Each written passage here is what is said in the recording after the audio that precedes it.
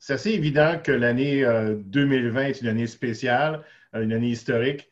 On est dedans, puis des fois c'est dur, des fois c'est trop, des fois c'est sûr que c'est intéressant ce qui se passe, mais on est dedans, donc on n'a pas trop de recul, puis c'est aussi stressant.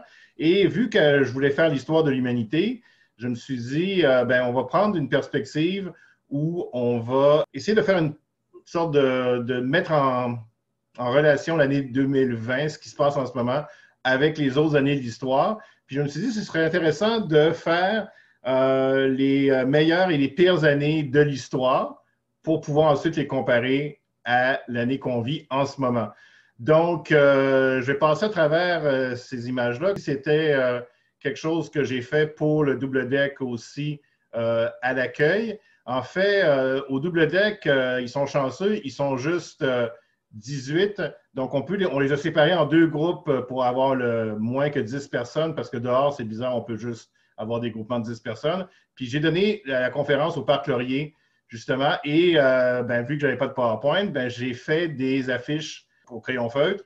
Moi, j'avais mon présentoir comme ça. Donc, je vais vous montrer, je vais faire exactement pareil, mais sauf que vous allez avoir la version Zoom, malheureusement, à 50 étudiants. Comme ça, ce n'est pas vraiment possible d'aller en présentiel dans un parc. Ça aurait été trop compliqué. Ça va être un peu morbide par moment, la conférence, parce que on va parler des pires années de l'humanité. Et j'ai comme inventé un système comme les catégories, l'échelle Richter des tremblements de terre, par exemple, ou d'autres échelles, une échelle logarithmique de catégorie catastrophe. Alors, je me suis dit, la pire catégorie de catastrophe, ça va être une catégorie 5, une catastrophe où il y aurait à peu près 100 de la population qui disparaît.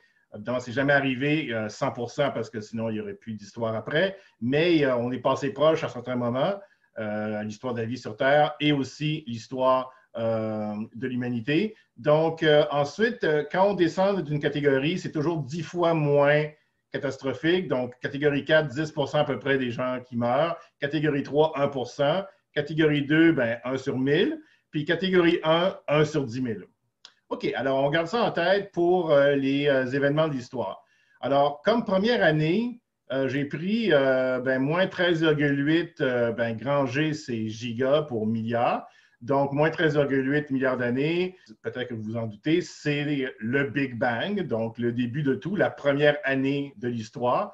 Et comme symbole, peut-être que vous dites, c'est quoi ça? C'est en 0 et en 1, c'est le symbole on-off, le symbole démarré pour le 0-1, donc fermé, ouvert. Et puis, vous avez dit, j'aurais dû juste simplement dessiner une grosse explosion. Mais le Big Bang, c'est subtil. Ce n'est pas vraiment une explosion qui a eu lieu dans un espace préexistant.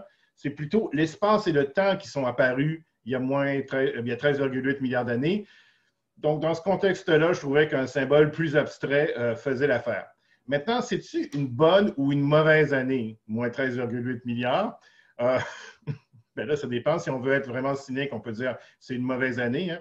Parce que si l'univers n'avait pas existé et n'existait pas, on serait bien. Hein? On ne saurait même pas qu'on n'existe pas, donc ce ne serait pas un problème. Mais maintenant, j'ai ma première question pour vous. Oubliez pour l'instant l'histoire de l'humanité. Si vous regardez l'histoire de la planète, est-ce qu'il y a des années particulièrement mauvaises qui vous viennent en tête? Avez-vous quelqu'un? Vous pouvez ouvrir votre micro simplement et me dire qu'est-ce que vous metteriez comme, avant l'apparition de l'humanité, comme les pires années de l'histoire? Quand la météorite est arrivée sur la Terre. Quand la météorite est arrivée, quelle météorite? Quel événement? Celle qui a causé l'extinction des dinosaures. Et oui, ding, ding, ding, ding, ding. C'était ma prochaine image. Donc, moins 66 millions d'années, un classique. Une météorite a frappé quelque part au Yucatan, là, au Mexique, et ça a créé l'extinction des dinosaures. Ce n'est pas la seule extinction de masse de l'histoire, il y en a eu d'autres, mais c'est celle la plus spectaculaire. Donc, mais vu que je vais faire l'histoire de l'humanité, je ne vais pas m'attarder trop sur ces événements avant l'apparition de l'humanité. Maintenant, si on regarde en termes de catastrophe, c'est pas une catégorie 5 absolue. La vie sur Terre n'a pas disparu complètement, mais dépendamment des sortes d'animaux, il y a certains genres d'animaux qui ont disparu aux 3/4 ou à 90 d'autres un peu moins touchés. Donc, c'est clairement plus qu'une catégorie 4, mettons une catégorie 4,5 comme catastrophe, et là, c'est planétaire, c'est global. Bon, Alors maintenant, la prochaine année, là, on rentre dans l'histoire. Et puis, j'ai fait une recherche sur Internet. J'ai rentré les pires années de l'histoire. Et puis, j'ai trouvé qu'il y a quelques années, il y a un groupe, ben, je ne sais pas, ça s'est fait sur Internet, là, une sorte de sondage parmi les historiens, essayer de s'entendre. Ce serait quoi la pire année de l'histoire de l'humanité? Alors, ça m'a un peu surpris, je n'aurais pas pensé à ça particulièrement, ben, que c'est l'année 536 qui a gagné la palme de la pire année de l'histoire. Donc, c'est une année où il y a eu des famines partout dans le monde, où il y a eu un refroidissement, les hivers très intenses. Ça a duré quelques années.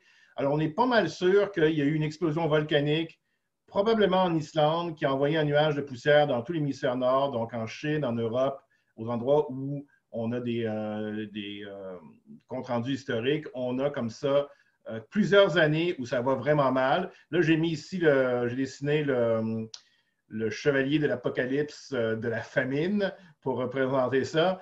En fait, ça a aussi amené la première grande épidémie de peste en Europe. En 542, la peste s'est propagée à travers l'Europe. Elle va revenir plusieurs fois, vu qu'on est justement dans un... On pense beaucoup aux pandémies ces temps-ci. Ben, je vais vous parler un petit peu des pandémies semblables dans l'histoire. En fait, ça aurait été, d'après certains historiens, c'est dur, on n'a pas des données précises de population, mais il y aurait peut-être dans certaines régions d'Europe plus que la moitié des gens qui sont morts de la peste dans les années qui ont suivi 536. Donc, ça a été une grosse, pour l'Europe, puis peut-être pour la Chine aussi, une catégorie 4 au moins de catastrophes, donc assez intense en 536. Alors, donc, on alterne entre les bonnes années et les mauvaises années, mais pas nécessairement alterner absolument, mais je voulais faire les deux. Et je me suis rendu compte que c'est plus difficile hein, de vous dire c'est quoi les bonnes années de l'histoire parce que, en fait, c'est plus facile, vous savez, de détruire que de construire. Donc, c'est habituellement aussi une mauvaise année, ça frappe fort rapidement, mais quelque chose de bien qui se produit dans l'histoire, souvent, c'est sur plusieurs années. Il y a aussi des événements qui vont être à la fois bons et mauvais. Comme le prochain que j'ai choisi, c'est en l'an 1000. On pense pas mal l'année 1000 précisément, où, je ne sais pas si vous reconnaissez ici, quelqu'un qui reconnaît, ça symbolise quoi ici? Quelqu'un veut intervenir? Moi? Oui. J'ai sûrement tort, mais c'est pas les Vikings qui arrivent à Terre-Neuve? C'est les Vikings qui arrivent à Terre-Neuve, absolument. Alors, si vous êtes bon en géographie, vous avez reconnu l'île de Terre-Neuve. Et les Vikings arrivent à Terre-Neuve. Pourquoi j'ai choisi cet événement-là? Parce que l'humanité est partie d'Afrique et puis s'est dispersée partout dans le monde, en Asie, puis ensuite traversé le détroit Bering pour aller aux Amériques. Puis, en l'an 1000, les humains qui venaient de l'Est, de l'Ouest, ont rencontré des humains qui avaient fait le tour par l'Est. En fait, donc, si on veut, l'humanité a fait le tour de la Terre et s'est rencontrée de l'autre côté en l'an 1000. Moi, je trouve que c'est un événement quand même historique important, que je trouve quand même positif dans le sens que c'est vraiment, ça montre comment l'humanité est à plein de ressources. En même temps, peut-être qu'il y en a qui disent justement l'humanité a trop de ressources et met trop de pression sur l'environnement terrestre, donc c'est un peu le début de la mondialisation. Et aussi, on n'a pas de rapport là-dessus, mais il y a sûrement eu des échanges de maladies. Et vous savez peut-être que les maladies en Europe, vu que Europe, Asie, Afrique, c'est plus gros, puis il y avait plus de brassement de population, il y avait plus de sortes de maladies comparées à ce qu'on avait sur les continents américains. Donc, souvent, c'est les habitants du continent américain qui ont souffert des maladies importées. Donc, il y a peut-être eu une catastrophe d'épidémie à cette époque-là, en l'an 1000. C'est sûr qu'il y en a eu plus tard quand les Européens sont arrivés de manière massive en Amérique. On va en reparler tout à l'heure. Alors, le prochain que j'ai choisi, c'est 1347. Y a-t-il quelqu'un qui veut s'essayer? Qu'est-ce que vous pensez que ça représente? La peste. La peste noire, 1347. C'est la deuxième grande vague de peste commence en Europe. Et là, ça frappe vraiment solide. C'est sûr que ça a frappé sur peut-être 10 ans, mais 1347, c'est au moment où ça s'implante vraiment en Europe à partir de l'Italie. L'image que j'ai mise ici, c'est une image tirée de à peu près un siècle plus tard C'est quelque chose qui est présent dans l'iconographie, dans l'art européen. La danse macabre, l'idée de squelettes qui dansent avec des vivants. Je n'ai pas besoin de vous dire, les squelettes, c'est populaire. Même aujourd'hui, il y a du monde qui aime ça, décorer chez eux en squelette ou qui sont vraiment contents le jour de l'Halloween. Historiquement, c'est vraiment apparu à cette époque-là. Peut-être que la peste, ah oui, c'est une catastrophe de catégorie 4,5 facile. Là. Dans certaines régions d'Europe, comme je pense à Florence, il y a eu 75% de la population qui serait morte en quelques années. Donc, ça a peut-être tué, il y en a qui disent la moitié de la population d'Europe. C'est surtout en Europe que ça a frappé. Et je pense que ça a laissé une empreinte dans l'imaginaire des gens, ce qui fait qu'on pense encore à cette époque-là, la grande peste du 14e siècle. Peut-être qu'il y en a qui sont déçus. Pourquoi je n'ai pas mis... il n'y avait pas comme des médecins avec des becs d'oiseaux. Là, on voit ça des fois. En fait, ça, c'est arrivé plus tard. C'est la peste au 16e, 17e siècle, où les médecins s'habillaient comme ça pour, en fait, mettre...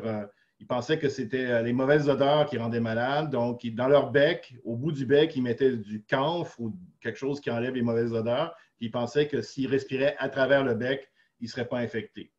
Bon, ce n'était pas très efficace, mais c'était spectaculaire. Puis ça fait des images cool, mais pas, ce serait anachronique pour 1347. Le prochain, y a-t-il quelqu'un qui peut me dire qu'est-ce que ça peut bien être, 1437? L'invention de l'imprimante. L'invention de l'imprimerie, c'est ça, l'imprimerie Gutenberg. Donc, en 1437, imprime les premiers livres en série, puis éventuellement, on peut aussi imprimer des feuilles d'information, comme les premiers journaux.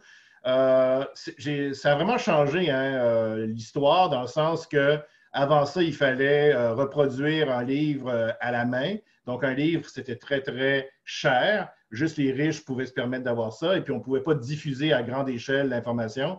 Et en 1437, à partir de l'imprimerie, de l'invention de l'imprimerie, on a vraiment la diffusion de l'information. Moi, je dirais que c'est une très bonne année pour l'histoire de l'humanité parce que j'aime ça l'information, j'aime ça la connaissance. Puis, je pense que plus on peut la diffuser, mieux c'est. C'est sûr qu'il y a toujours des problèmes. Probablement que c'est les premières fausses nouvelles aussi ont dû être imprimées avec ces presses à imprimer. Mais globalement, je pense que c'est plus positif que négatif. Et le fait de pouvoir comme ça disséminer l'information a eu des impacts historiques.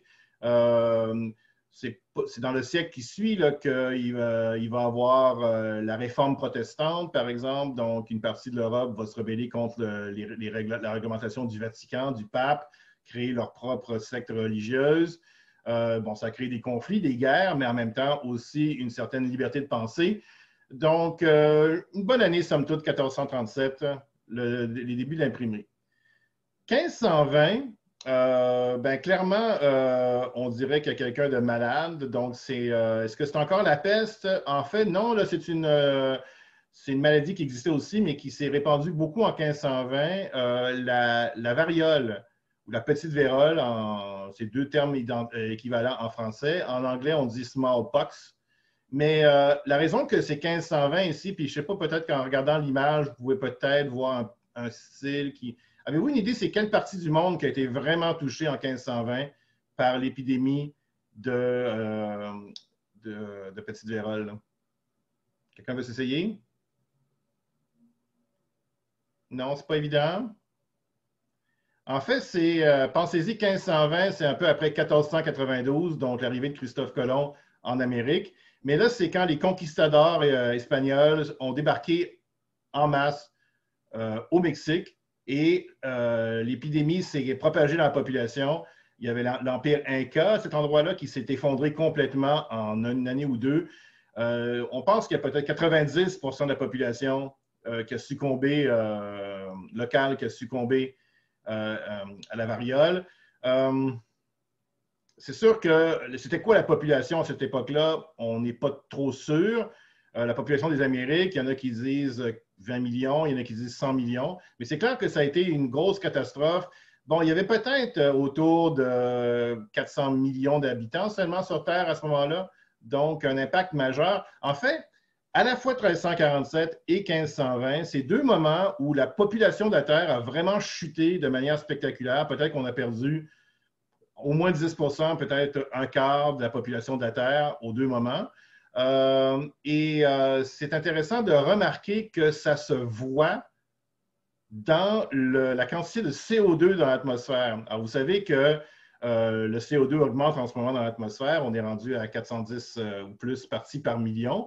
Mais à l'époque, avant la révolution industrielle, avant qu'on extrait le charbon puis le pétrole du sol puis qu'on brûle le carbone pour l'envoyer dans l'atmosphère, on avait une quantité de CO2 relativement stable qui était autour de 270 à 280 parties par million. En fait, c'était monté tranquillement à partir de la révolution agricole où on a commencé à couper des forêts pour planter des champs. Quand on coupe des forêts, ben, le carbone dans les arbres, ça s'en va dans l'atmosphère. Donc, la quantité de CO2 avait peut-être monté de 270 à 280 parties par million. Donc, ce n'est pas beaucoup. Mais ce qui est intéressant, c'est qu'on voit assez clairement autour de 1500 la quantité de CO2 rediminuer dans l'atmosphère. Parce qu'on pense qu'il y a, vu qu'il y a eu beaucoup de civilisations complètes qui s'est effondrée, les forêts qui avaient été coupées, les champs ont été abandonnés, la forêt s'est remise à pousser, ça a réabsorbé du CO2 et ça a absorbé assez de CO2 pour qu'on voit comment on fait pour savoir la quantité de CO2 à cette époque-là, c'est qu'en Antarctique, on peut prendre une carotte de glace et puis regarder le CO2 à différents moments. On voit les années dans la glace de neige. Et on sait que le CO2 a diminué à ce moment-là, probablement parce qu'avec la croissance des forêts. Donc, c'est incroyable qu'une épidémie qui tue une partie de la population de la Terre ait un impact environnemental mesurable. Depuis, on ne pense pas que la population de la Terre a vraiment diminué d'une année à l'autre. Peut-être qu'il y a eu des petites fluctuations, mais clairement, dans les 2 ou 3 derniers siècles, même les années les pires, on va voir ça tantôt, la population de la Terre n'a jamais baissé. Il y a eu plus de naissances par année que le nombre supplémentaire de morts, même dans les pires catastrophes. Donc, ça nous amène à l'étape suivante. Alors, c'est sûr, je vous disais tantôt que quand on choisit les bonnes puis les mauvaises années, on a tendance, c'est un peu, les bonnes années, c'est plus dur à choisir. Puis aussi, je pense qu'il y a une certaine subjectivité.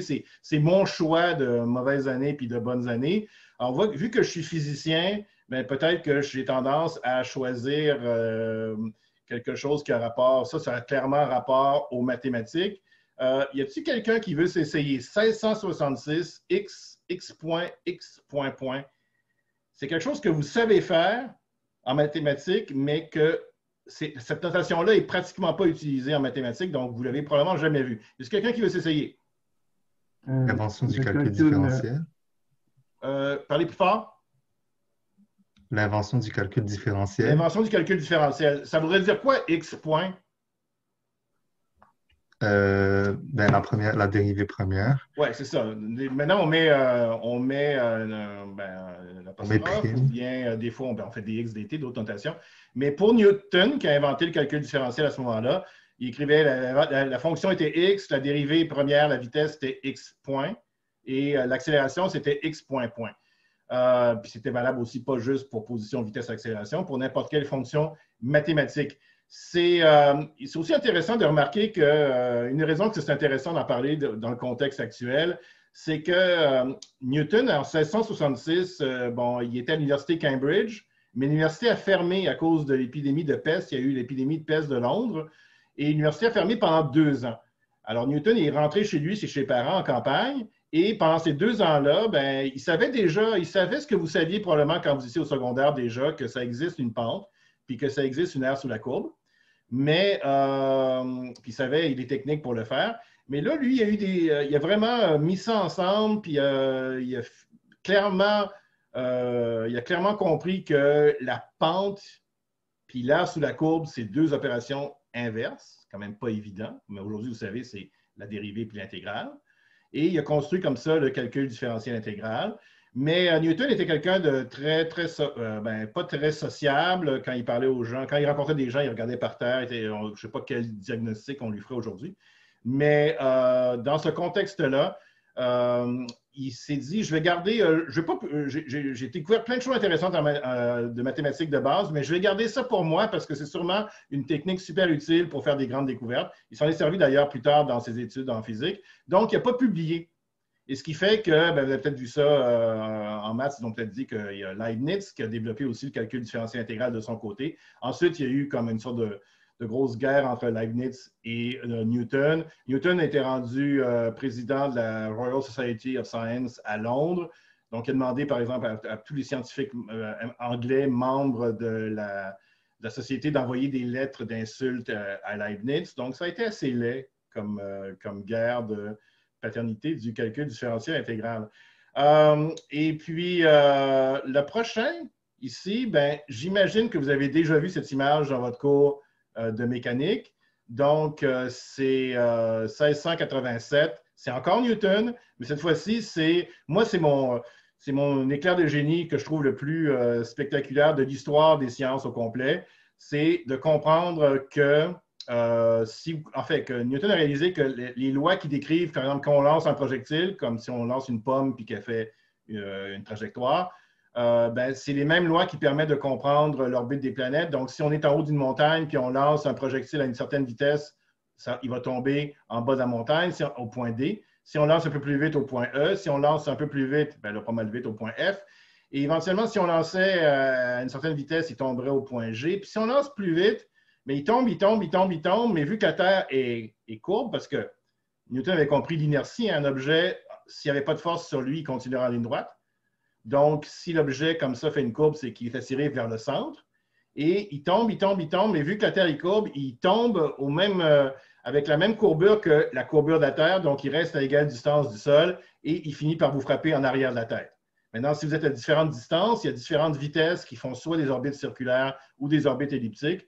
Donc, ça a été la gravitation universelle. Puis l'idée est vraiment incroyable que les lois qui régissent les phénomènes sur Terre sont les mêmes que les lois qui régissent les phénomènes dans le ciel. Avant Newton, on avait la physique qui décrivait les phénomènes sur Terre. On avait l'astronomie qui décrivait les phénomènes dans le ciel. À partir de Newton, on peut parler d'astrophysique. On peut utiliser la physique qu'on a découverte sur Terre pour expliquer les phénomènes dans le ciel aussi. Le ciel n'obéit pas à des lois particulières différentes. Prochaine étape, 1840. Donc, les deux précédentes, je dirais que c'est assez positif. C'est simplement de la science fondamentale, que ça ne peut pas être néfaste, quoiqu'on peut toujours avoir des applications. Maintenant qu'on comprend la gravité, on peut envoyer des satellites espions, on peut envoyer des projectiles en orbite, puis ensuite qui servent de manière militaire. Mais globalement, c'est des choses positives. 1840, ben, je pense que je ne poserai pas la question. Je pense que pas mal tout le monde va avoir reconnu une machine à vapeur, une sorte de locomotive. Effectivement, c'est l'essor de la révolution industrielle avec les machines à vapeur. Bon, les machines à vapeur existaient depuis 1700, depuis plus qu'un siècle, mais c'était à petite échelle. On s'en servait dans les mines, par exemple, pour pomper l'eau, pour assécher la mine, pour sortir le charbon. Puis ensuite, on avait besoin du charbon pour faire fonctionner les machines à vapeur. Donc, c'est une réaction en chaîne qui a développé l'industrie de la machine à vapeur. Mais autour de 1800, au début des années 1800, on a amélioré le rendement des moteurs à vapeur pour qu'ils soient assez petits et compacts et puissants, pour qu'on puisse les mettre sur un véhicule, puis le véhicule peut tirer d'autres véhicules. Et éventuellement, ça a été le chemin de fer. Et ça a vraiment changé la vie des gens. En 1840, on commence à voir un essor. En quelques années, on passe de personne ne sait c'est quoi un chemin de fer. Il y en a partout, puis vous pouvez prendre le train pour vous déplacer. Ça change la vie des gens. Hein. Si vous étiez, mettons, en 1800, vous êtes un Écossais, mettons, en 1800, puis vous avez passé toute votre vie en Écosse, puis vous aimeriez aller à Londres. Aujourd'hui, ça prend quelques heures en train. Mais à l'époque, aller à Londres, il fallait aller payer son passage sur un véhicule à roues qui est tiré par des chevaux qui se déplacent sur des routes un peu défoncées. Ça prenait des semaines, ça coûtait une fortune, puis la plupart des gens ne feraient jamais ça. C'était pour les aventuriers, là, puis c'est le voyage d'une vie. Puis en 1840, tout d'un coup, on peut aller à la gare et il y a un horaire en disant le prochain train pour Londres part à ce moment-là. Ça a été le début des voyages. Bon, éventuellement, toutes les choses, toutes ces avancées ont aussi des côtés négatifs parce que, effectivement, maintenant qu'on voyage beaucoup à travers le monde, c'est plus facile de propager le virus, comme on l'a vu cette année. Mais globalement, c'est quand même un moment positif pour l'impact que ça a eu sur la mobilité des gens. Mais en même temps, c'est aussi le moment autour de 1840 où on voit, là, on était monté de 270 à 280 parties par million de CO2 dans l'atmosphère. À partir de 1840, ça monte en flèche. Là, on se retrouve vraiment à accélérer l'émission de CO2, de carbone qu'on sort du sol. Parce qu'avant, quand on brûlait les arbres, tout simplement, la première fois qu'on coupe la forêt, ça émet du CO2, mais ensuite, quand on coupe des arbres qui ont grandi et qui ont pris le CO2 de l'atmosphère, il n'y a pas de nouveau CO2 de rajouter. Tandis que là, maintenant, on va chercher du carbone dans le sol et on a le début d'un problème qu'on est encore pris avec aujourd'hui, puis qui est de plus en plus préoccupant, l'augmentation des gaz à effet de serre et l'augmentation, évidemment, de la température qui est reliée à ça. L'étape suivante, 1859, donc je pense que c'est clair que c'est marqué ici, c'est quoi? C'est la théorie d'évolution. Darwin, la théorie d'évolution. En fait, en 1859, il figure simplement que les espèces vivantes doivent évoluer par la sélection naturelle. Il a observé différentes espèces d'oiseaux dans son voyage aux îles Galapagos. Il a vu que c'était logique de penser qu'il y avait un système d'évolution et il l'a généralisé à l'ensemble de la vie. Ça lui a pris quelques années. Je pense que c'est seulement en 1871 qu'il a osé dire que l'être humain descendait probablement du singe. Mais je n'ai pas besoin de vous dire que ça a eu un impact majeur sur notre façon de voir le monde. Tu sais, avant, mettons en 1800 encore, si on était en 1800 puis on regarde la diversité de la vie sur Terre, il n'y a pas vraiment d'explication, sauf l'explication classique que Dieu a créé chaque espèce d'arbre, chaque espèce d'insecte exactement comme elle est, chaque espèce de papillon. Ce qui est, c'est Dieu, il peut faire ça. Il est capable de faire ça, mais quand même, c'est une vision, c'est la seule explication possible. Et à partir de Darwin, on commence à comprendre clairement qu'il y a possibilité d'avoir un système de sélection naturelle ou simplement des mutations qui se produisent au hasard, mais qui sont les mutations les plus utiles ou les plus ce qui permettent à l'individu de se reproduire davantage, sont favorisées simplement par le fait que la vie est difficile puis qu'il y a plein d'espèces d'individus qui meurent avant de se reproduire. Donc, c'est quand même une idée, aujourd'hui, on vit avec, quoique ici, c'est un peu, j'ai pris ça sur Internet, c'est un peu paradoxal que l'évolution crée des êtres humains qui nient l'évolution, mais c'est une sorte de dévolution. Mais évidemment, c'est localisé, puis on espère que ça ne durera pas. Mais c'est sûr que c'est un moment important de l'histoire, 1859, le début de la théorie de l'évolution, qui est un peu la base aussi de la compréhension du monde en biologie. 1885, alors, vous reconnaissez probablement une prise électrique. Alors, c'est l'invention de la prise électrique. Alors, c'est sûr que si on invente la prise électrique, c'est qu'il commence à avoir des appareils électriques. Bon, ça a pris du temps, évidemment. C'est juste les riches dans les grandes villes qui avaient accès à l'électricité au début. Et éventuellement, ça s'est propagé à la population au complet. Presque, il y a encore du monde sur Terre qui n'ont pas accès à l'électricité. Mais je n'ai pas besoin de vous dire que je pense que qui peut être contre l'électricité, là? C'est vraiment quelque chose de positif dans nos vies. Imaginez quand il y a une panne d'électricité, comme on est pris au dépourvu. C'est sûr qu'il y a des moyens de créer l'électricité avec des centrales au charbon ou au pétrole, ce qui est polluant. Mais il y a aussi des moyens de créer de manière plus écologique, comme au Québec avec l'hydroélectricité. Donc, je pense qu'un moment positif qui a vraiment changé notre façon de vivre aujourd'hui, l'électricité, puis ensuite, on va en parler dans quelques instants, l'électronique a eu un impact incroyable sur nos vies. Un autre aspect positif, cette fois-ci en biologie, en médecine, si on veut, c'est, là, vous reconnaissez probablement ici, c'est clairement un vaccin. Et ici, c'est moins évident. C'est simplement de l'alcool à friction pour désinfecter une plaie avant de, mettons, simplement garder les choses propres. C'est incroyable. Bon, les vaccins existaient avant 1885. Ça s'était développé dans le siècle précédent. Mais à partir de 1885, c'est le vaccin de la rage, contre la rage, qui va sauver des milliers de vies, des millions de vies éventuellement.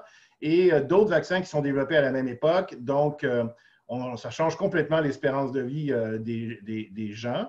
Mais en même temps aussi, l'idée que la propreté, c'est important puis qu'il faut faire attention à la contamination. c'est quelque chose, c'est surprenant que ça a pris tant de temps qu'on le comprenne. On a commencé à le comprendre quelques années avant, mais c'est à partir de à peu près 1885 qu'on commence à faire vraiment attention dans les hôpitaux, par exemple, à garder les choses propres et à désinfecter les instruments chirurgicaux. Par exemple, si vous alliez dans un hôpital au début du 19e siècle, en 1800, 1820, 1840, vous pourriez avoir un médecin qui sort d'une salle d'autopsie, qui vient de disséquer un mort qui est mort d'une maladie contagieuse, puis il ne se lave pas les mains, puis il s'en va traiter d'autres patients. Par exemple, il s'en va accoucher une femme. Et on se demandait pourquoi il y avait tellement d'horreurs qui se passaient dans les hôpitaux, tellement de morts.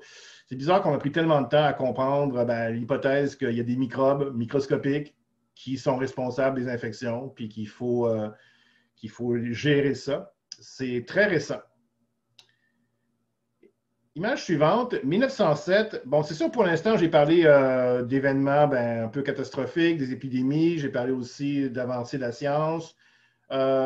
J'ai pas trop parlé parce qu'il y en a plein qui disent, mais là, j'ai pas parlé, mettons, des religions. Hein, si vous êtes quelqu'un de religieux, peut-être que la naissance de votre prophète, ça aurait été une année qu'on aurait dû mettre dans la liste. Mais là, c'est sûr qu'il y a pas tout le monde sur Terre qui s'entend. Il n'y a jamais aucune religion a réussi à avoir la majorité des terriens qui sont des adeptes de cette religion-là. Mais c'est sûr que localement, ça a eu des impacts. Et puis, donc, je n'ai pas parlé de ça. Puis, je n'ai pas parlé de l'aspect politique. Par exemple, vous pourriez dire, j'aurais dû parler, je ne sais pas moi, de la Déclaration des droits de l'homme ou du début de la démocratie.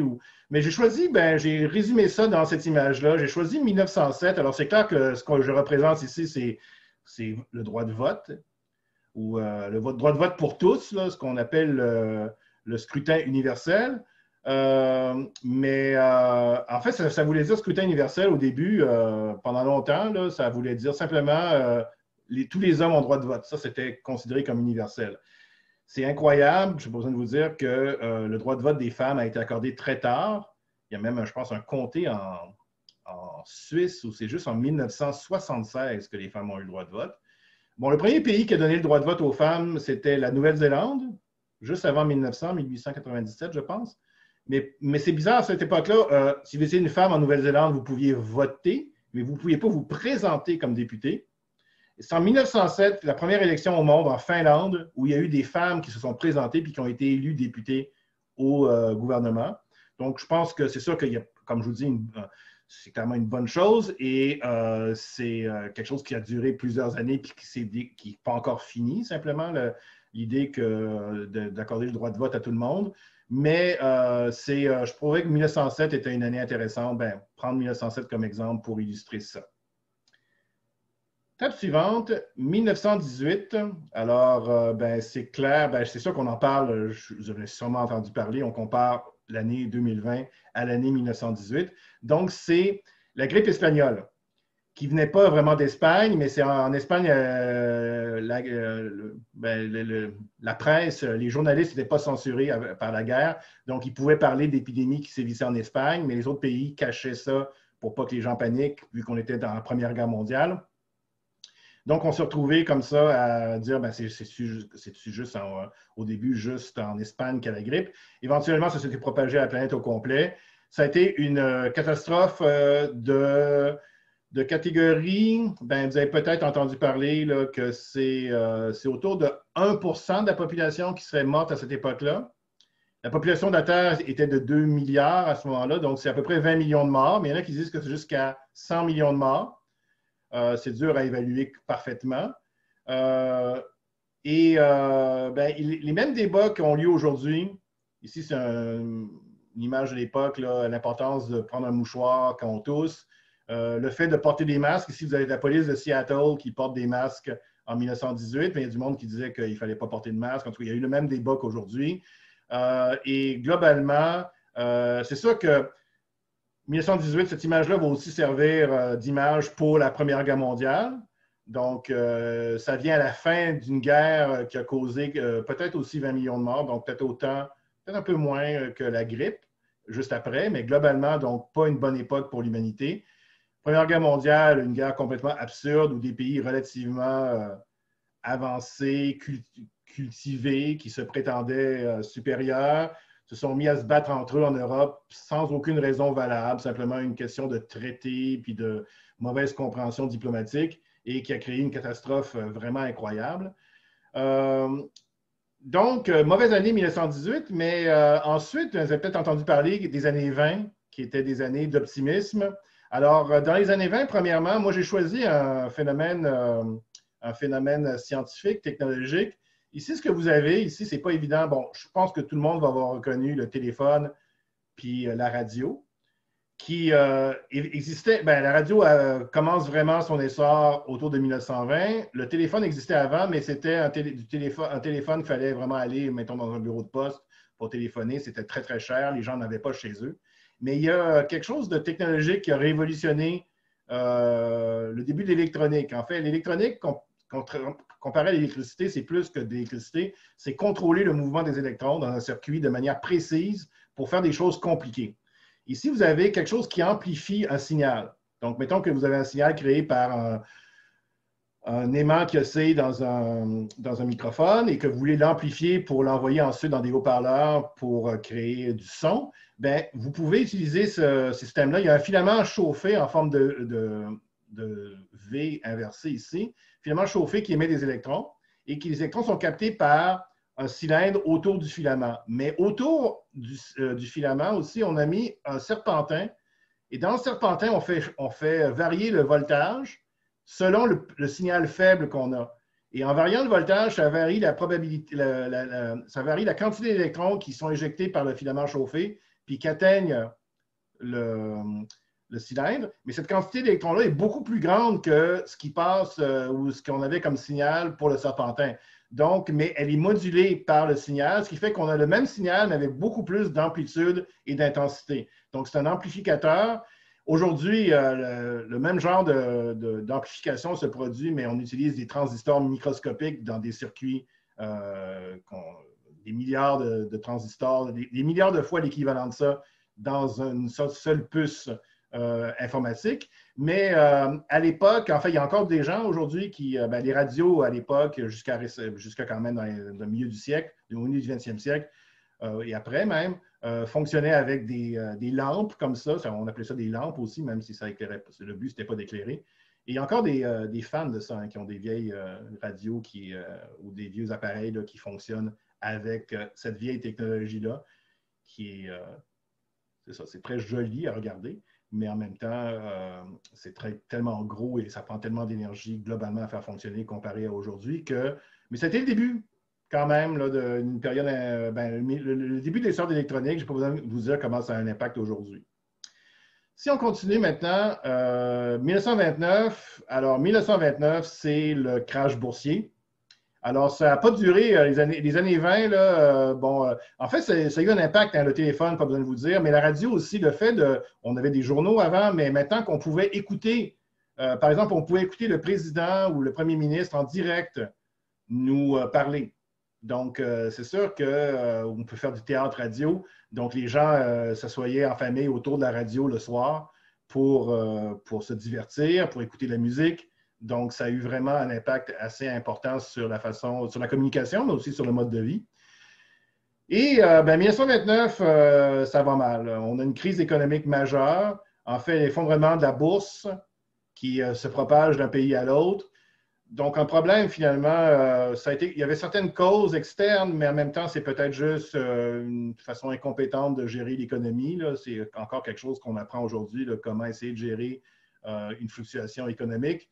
Et ça a vraiment fait mal à l'économie. Ça a pris 10 ans avant de remonter le niveau de production à ce que c'était avant. Et ça a créé dans certains pays, mettons, de l'hyperinflation où la monnaie ne valait plus rien. Peut-être vous avez déjà entendu parler, il fallait comme éventuellement empiler une brouette au complet de billets de banque pour acheter du pain. Enfin, finalement, ça ne servait à rien.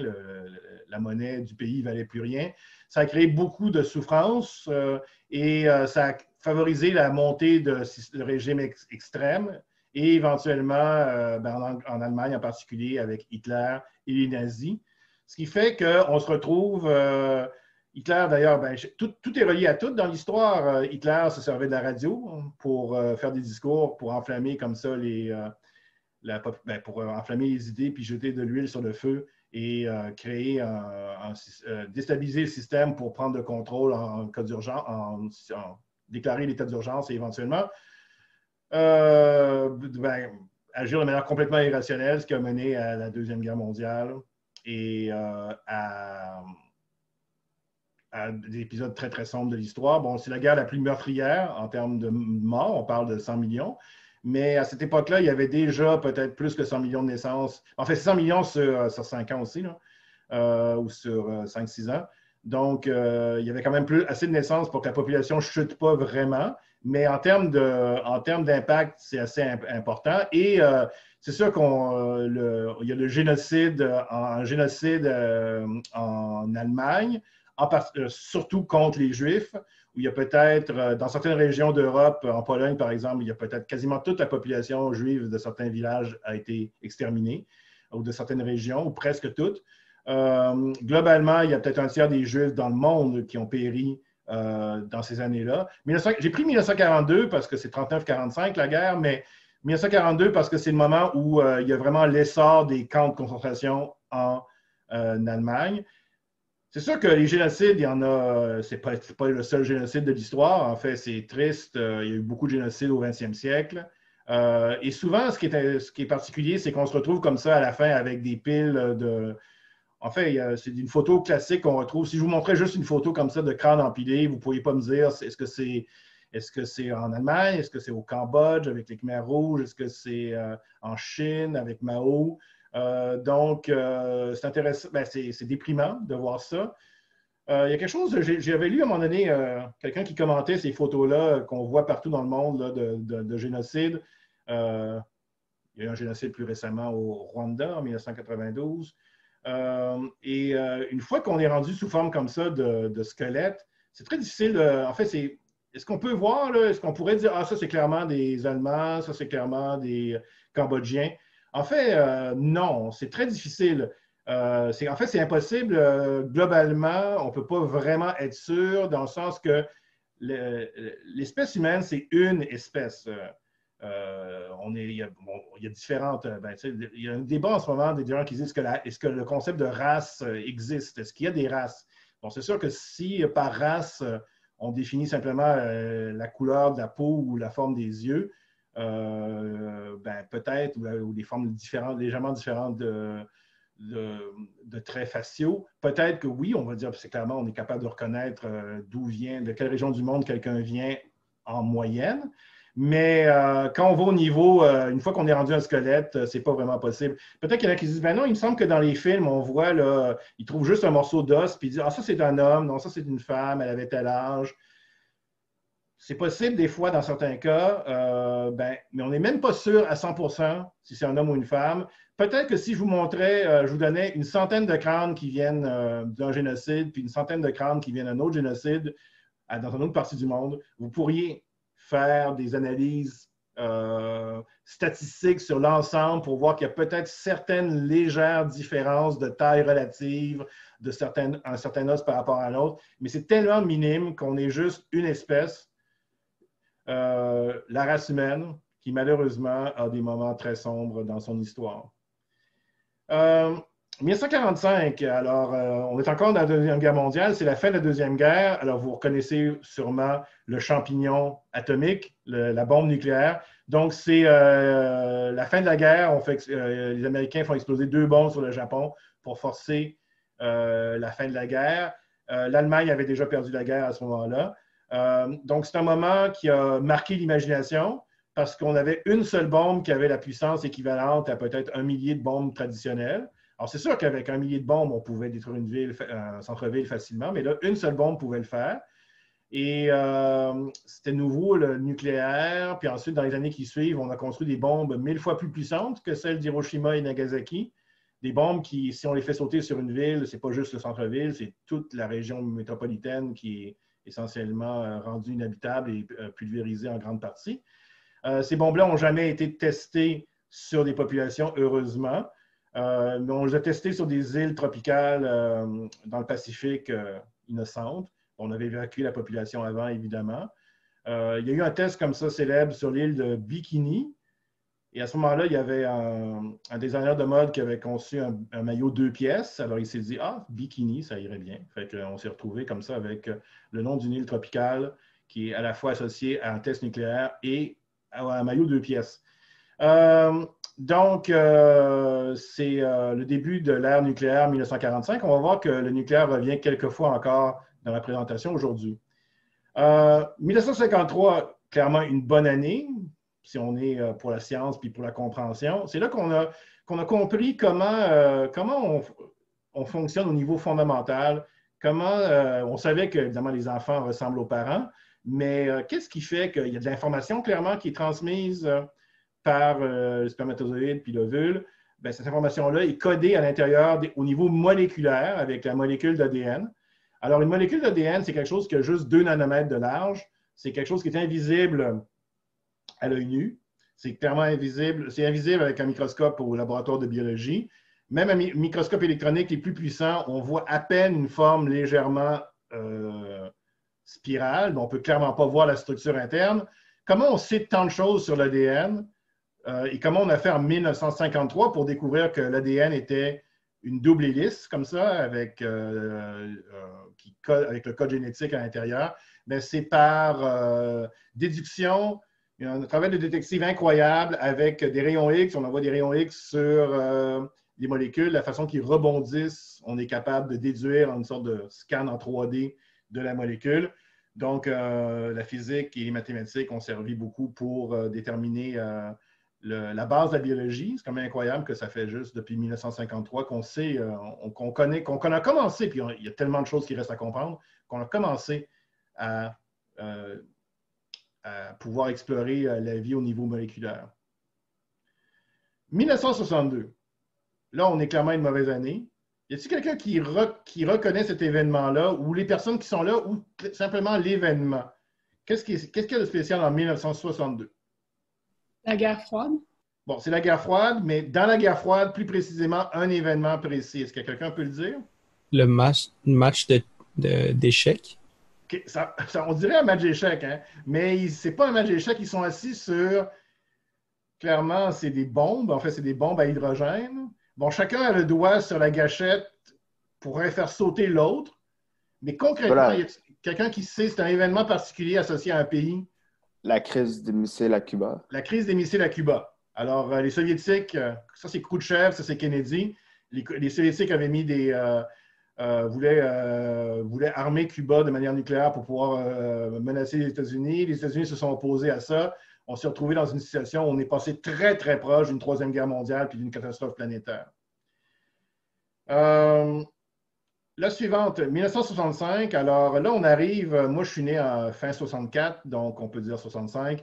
Ce qui fait que pour moi, c'est intéressant en plus, vu que je suis cosmologiste de formation, le Big Bang, l'évolution de l'univers. En 1965, avec une antenne comme ça, une antenne micro-ondes, on a détecté la lumière micro-ondes qui vient de partout dans le ciel, qui vient du fond du ciel, au-delà des galaxies, et qui est le vestige d'un moment où l'univers était très chaud et très dense au début. On appelle ça le rayonnement de fond cosmologique. Et c'est de la lumière qui nous parvient qui nous parvient du Big Bang, en fait, qui nous parvient des régions de l'univers lointaines qu'on voit telles qu'elles étaient quelques centaines de milliers d'années seulement après l'origine de l'univers, quand l'univers était encore très chaud et très dense. Donc, on a confirmé, si on veut, l'échelle de temps de l'univers, l'âge de l'univers. Éventuellement, quand j'étais jeune, on disait que l'univers avait entre 10 et 20 milliards d'années. Aujourd'hui, on est rendu à moins 13,8, même moins 13,8, 0. Donc, on est rendu beaucoup plus précis. Mais on a vraiment commencé à comprendre l'ensemble de l'univers. On avait déjà figuré dans les années qui précédaient que l'univers était en expansion, que les petites formes spirales dans le ciel, les nébuleuses, étaient d'autres galaxies comme la nôtre. Mais en 1965, tous les morceaux du puzzle fit ensemble, puis on a enfin une théorie, on a enfin une confirmation expérimentale que ça a vraiment l'air que l'univers a débuté par un être ultra dense. Il y a des maintenant on sait, il y a 13,8 milliards d'années. 1968, alors peut-être que vous vous attendiez à avoir 1969, qui est les astronautes Apollo sur la Lune. Mais quelques mois avant, en décembre 1968, Apollo 8 a fait le tour de la Lune sans atterrir, sans allunir puis revenir. Et de l'orbite de la Lune a pris en photo la Terre. On voit donc la Terre, une petite sphère bleue qui a l'air tellement fragile, jolie, mais tellement... on est tous dessus, là, tous ensemble sur une petite sphère bleue dans le noir de l'espace avec la Lune désertique en avant. C'est sûr que c'est une des photos les plus célèbres de l'histoire de l'humanité. C'est aussi des gens qui disent que ça a changé notre perception. Bien, on savait qu'on était une petite oasis de vie dans un univers hostile, mais de le voir comme ça et en fait, il y a du monde qui disent que c'est un peu le début, en fait, ça coïncide avec le début du mouvement environnemental qui a vraiment pris de l'ampleur à partir de cette époque-là. Est-ce qu'il y a des gens qui disent que ça a eu un impact, peut-être même subconscient pour certaines personnes, de faire attention à notre planète maintenant qu'on la voit comme ça dans l'espace? C'est aussi l'année 1968, très mouvementée aux États-Unis. C'est l'assassinat de Martin Luther King, de Robert Kennedy, le frère du président Kennedy qui avait été assassiné 5 ans auparavant. Donc, c'est aussi en France les événements de mai 68, des révoltes étudiantes, la contre-culture. Donc, éventuellement, c'est quelque chose sous fond de Mission Apollo, la guerre du Vietnam. Plein d'événements en même temps, mais j'ai choisi de garder la photo de la Terre à partir de l'orbite lunaire comme étant un des moments marquants, positifs de l'histoire humaine. 1986, est-ce qu'il y a quelqu'un qui reconnaît qu'est-ce que ça peut bien être? Tchernobyl. Tchernobyl, donc l'accident nucléaire en Union soviétique. Donc les centrales nucléaires, après la guerre, le nucléaire a mal comme... L'introduction au nucléaire dans l'humanité, ça a mal été. C'était la première fois qu'on a entendu parler du nucléaire, la plupart des gens, c'était avec les bombes nucléaires. Ça faisait peur, l'extinction potentielle de l'humanité. Mais on peut aussi utiliser l'énergie nucléaire pour faire des réacteurs, donc des réactions contrôlées, on l'espère.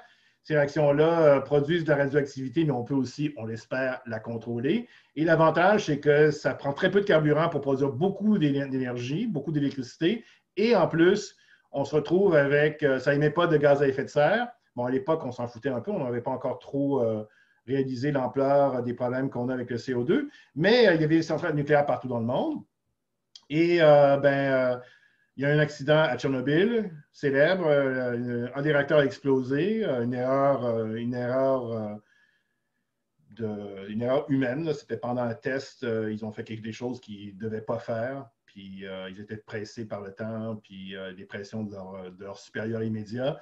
Et ce qui fait que, en fait, ça a montré l'incompétence du système soviétique et ça a contribué à la chute de l'Union soviétique, mais aussi à la mauvaise image du nucléaire qui fait en ce moment que l'industrie nucléaire est relativement limitée. En tout cas, le futur de l'industrie nucléaire, en fait, c'est un débat intéressant qu'on peut avoir, là. On pourra en reparler la prochaine session. On va parler de la physique nucléaire quand on va faire dans le cours de physique NYC. Et c'est intéressant de se poser la question pour ou contre le nucléaire. Mais c'est sûr que Tchernobyl est un événement important par rapport à ça. Maintenant, c'est une catastrophe de catégorie quoi? En fait, même pas là, je veux dire, ça même pas. En fait, ça a tué peut-être quelques centaines de gens dans les jours qui ont suivi. Il y en a qui étaient dans l'explosion, mais il y en a qui ont été irradiés par de la radiation localement. Ça a forcé l'évacuation par précaution d'une grande région, d'une région quand même importante autour de la centrale. Mais en bout de ligne, c'est sûr que ça a dispersé de la radioactivité dans l'environnement, mais l'environnement est déjà radioactif naturellement, donc ça a augmenté légèrement la radioactivité pendant quelques années dans certaines régions d'Europe. Ça peut, évidemment, la radioactivité cause le cancer, mais ça prend des années. Donc, on ne peut pas savoir. On pourrait se dire que le nombre de cancers va augmenter à cause de ça, mais vu que le traitement du cancer s'améliore, on ne saura jamais combien de morts supplémentaires ça a causé, même qui est mort peut-être 30 ans plus tard à cause que la radiation de Tchernobyl, ça a été la goutte qui a fait déborder le vase ou qui a été l'événement malchanceux où il s'est retrouvé à attraper le cancer par radiation.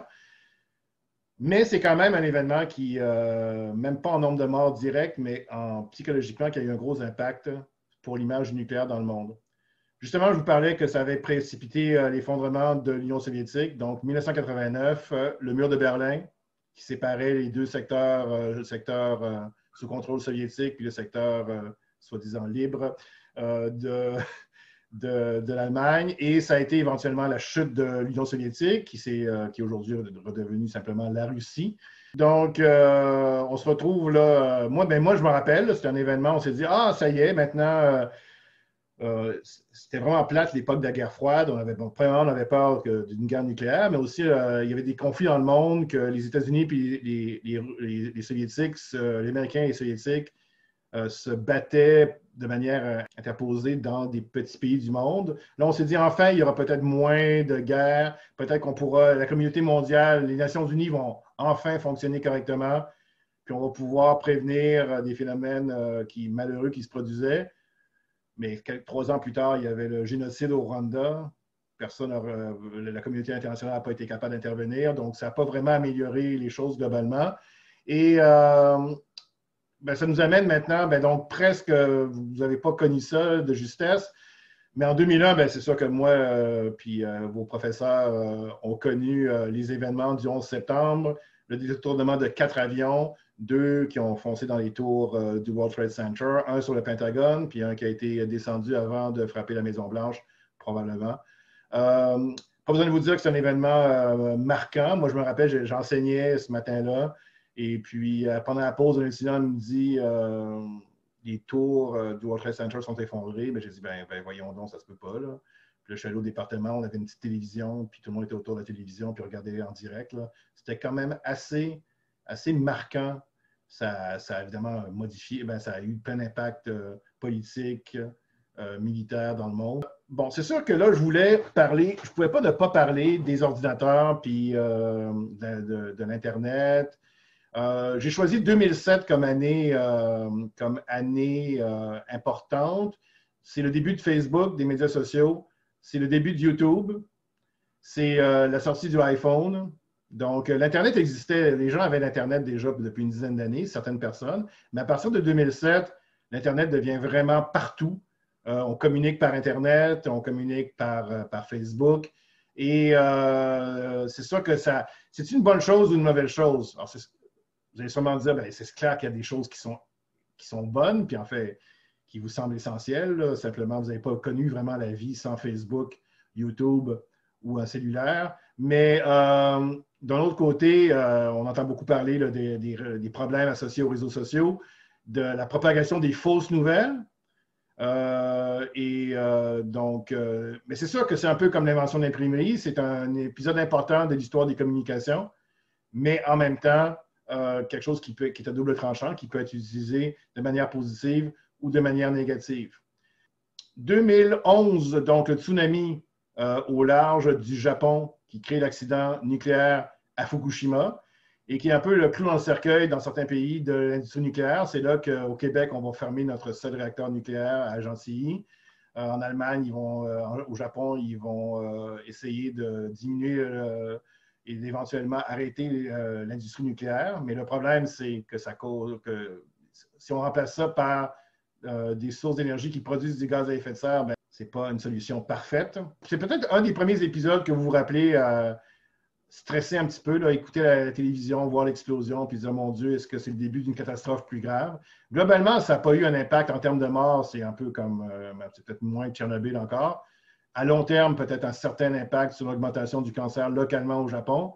Mais quand même un événement là, surtout si on s'intéresse aux questions environnementales puis à la place du nucléaire, un événement important de l'histoire.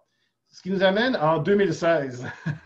En 2016, je vous parlais des fausses nouvelles tantôt, c'est l'élection de Trump avec le symbole de Twitter, qui est son outil de communication préféré. Je pense que l'histoire va reconnaître l'année 2016 comme une année marquante, pas juste parce que Trump est un personnage, c'est sûr, assez polarisant, mais parce que c'est un menteur invétéré. C'est un peu comme le mensonge systémique au pouvoir.